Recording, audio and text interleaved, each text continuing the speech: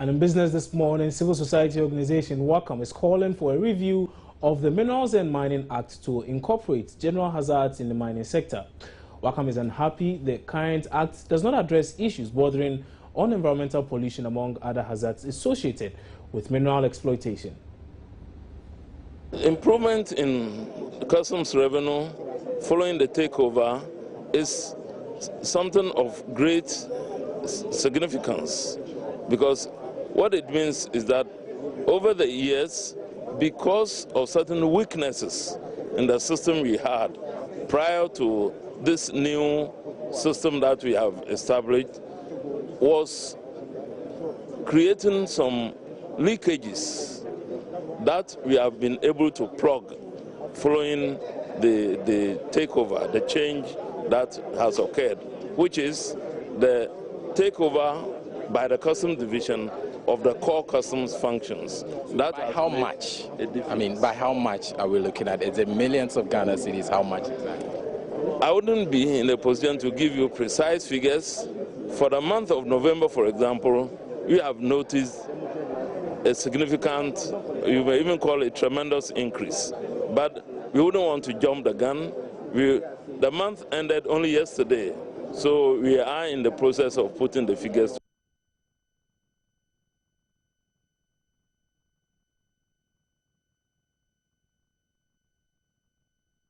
Well, and what you just saw was the Ghana Revenue Authority hinting of a significant increase in government revenue following the implementation of the single window scheme at the country's ports. And you do remember that yesterday was exactly 3 months since the introduction of that particular scheme. We'll bring you much more on that subsequently in other bulletins. But let's still stay with that particular story. And according to him, that's the person we just saw speak there, this success story so far could be largely attributed to the strong collaboration among the various stakeholders in implementing the system.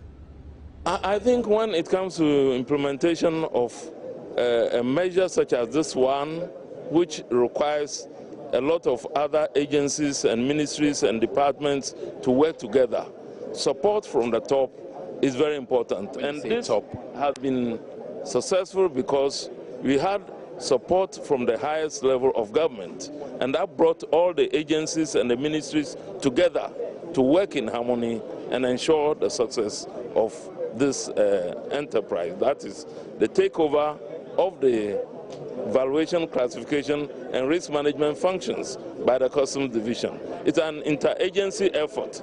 We pay tribute to the supervising ministry, the Ministry of Finance. We owe a lot also to the Ministry of Trade and Industry and also the Ministry of Transport. And we saw all the ministers in these ministries, including the Ministry of Agriculture, all here at this function. I was talking about the challenges. The collaboration and the necessity of having all these ministries working. And that's George Blankson of the Ghana Revenue Authority. So we can now go to our previous story where the civil society organization Wassa is calling for a review of the Minerals and Mining Act to incorporate general hazards in the mining sector. Come as part of processes to get more information for government to undertake a review of the Mining Act 2006, Act 703, civil society organizations to deliberate on the existing gaps in the current act. Wassa says there are huge gaps in the current Minerals and Mining Act which need immediate attention. If you look through the act, you don't really see how companies should operate and preserve the integrity of the environment, how they should treat mine closures and decommissioning, and then rejuvenation of the environment before they leave. It's not there. You don't have human rights provisions in the act. You don't have very basic things like the no-go zones enshrined properly in the act. There are provisions to talk about how the minister could create some no-go zones if they think we are depleting the natural resources that we have. But what we see is the opposite. Wassa also explains why there is a need for government to do a cost-benefit analysis of the mining exploitation. Talking about revenue from natural resource extraction is a profit that you make on the capital. So the natural resources are capital base that God gave to us. And so if you get some $2 billion and you think that is revenue, it's a wrong absorption. So what we're telling government is that there's a need to really do a cost-benefit analysis. And because environmental, social, civil, political rights costs is externalized to society, where we get the revenue, we think we are making profit. It's a loss. With CSOs to develop a sample bill to influence legal reforms in the mining sector that will reflect ECOWAS directives on mining.